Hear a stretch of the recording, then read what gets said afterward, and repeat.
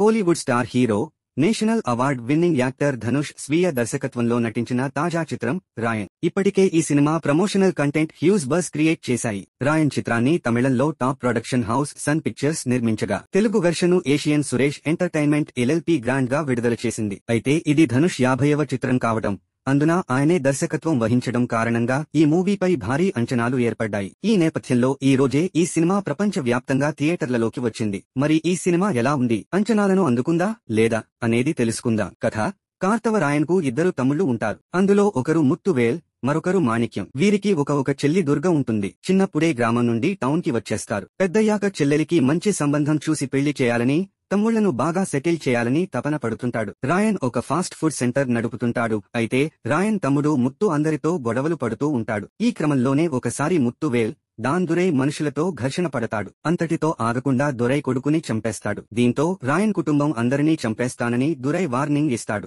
తప్పనిసరి పరిస్థితుల్లో రాయన్ తమ్ముళ్లతో కలిసి వెళ్లి దురైను చంపేస్తాడు. ఇది తెలుసుకున్న దురై ప్రత్యర్థి సేతు రామన్ రాయన్ని తనతో కలిసి పని చేయమని కోరతాడు. అయితే అందుకు రాయన్ ఒప్పుకోడు. ఇక దురై చనిపోయిన వార్త తెలిసిన అసిస్టెంట్ పోలీస్ కమిషనర్ ఈ విషయంపై ఎంక్వైరీ చేస్తాడు. దీని తర్వాత రాయన్ కుటుంబం ఎలాంటి పరిస్థితులను ఎదుర్కొంది, అసలు తొలుత దురైను రాయన్ ఎందుకు చంపాడు, వీరిని సేతు రామన్ ఏం చేశాడు, రాయన్, అతని తమ్ముళ్ల మధ్య విభేదాలు ఎందుకు వచ్చాయి, చివరకు ఏమైంది, వీరి జీవితాలను అల్లకల్లోలం చేసిన గొడవలను అసిస్టెంట్ కమిషనర్ ఏ విధమైన మలుపులు తిప్పాడు అనేది మిగతా సినిమా కథ.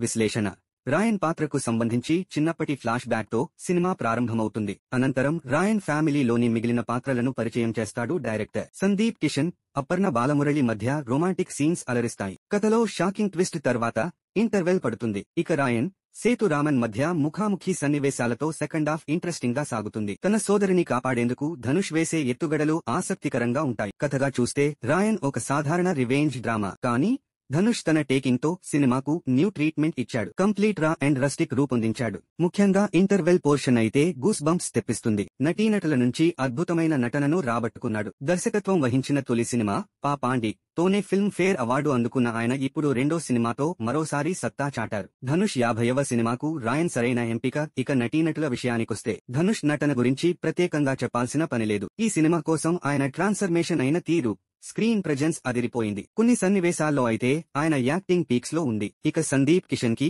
మంచి రోల్ దక్కింది. అలాగే ఏసీ సూర్య మరోసారి తన నటనతో మైమరిపించాడు. ప్రకాష్ రాజ్ సినిమాలో కీలకమైన పాత్రలో కనిపించాడు. కాళిదాస్ జయరాం, సెల్వరాఘవన్, దుషారా విజయన్ నటన డీసెంట్ గా ఉంది. టెక్నికల్ పరంగా రాయన్ చాలా బాగుంది. Oscar award winning composer A R Rahman music చాలా బాగుంది. ఆయన ఇచ్చిన బీజీఎం సినిమాకు బ్యాక్ బోన్ గా నిలిచింది. ఈ మూవీకి రెహమాన్ సెకండ్ హీరో అని కొందరు అభిమానులు ప్రశంసిస్తున్నారు. ఇక సినిమాటోగ్రఫీ అద్భుతంగా ఉంది. విజువల్స్ రిచ్ గా ఉన్నాయి. ఎడిటింగ్ సహా ప్రొడక్షన్ వాల్యూస్ ఉన్నతంగా ఉన్నాయి. ఇక ఓవరాల్ గా భారీ అంచనాల మధ్య వచ్చిన రాయన్ అంచనాలను అందుకుందనే చెప్పొచ్చు. ధనుష్ యాక్టింగ్ అండ్ టేకింగ్ బాగా హైలైట్ అయ్యాయి. స్క్రీన్ ప్లే పరంగా చాలా కొత్తగా ఉంది. ప్రతి క్యారెక్టర్ కి ఐడెంటిటీ ఉంటుంది. Family emotions and revenge drama format లో వచ్చిన ఈ సినిమా ఫ్యామిలీ ఆడియన్స్ ను ఆకట్టుకుంటుంది. అలాగే అన్ని ఏజ్ గ్రూపుల వాళ్లను అలరించేలా కూడా ఉంది. సో మొత్తం 2 గంటల 25 నిమిషాలు నిడివి గల రాయన్ సినిమాను అందరూ చూసి ఎంజాయ్ చేయొచ్చు.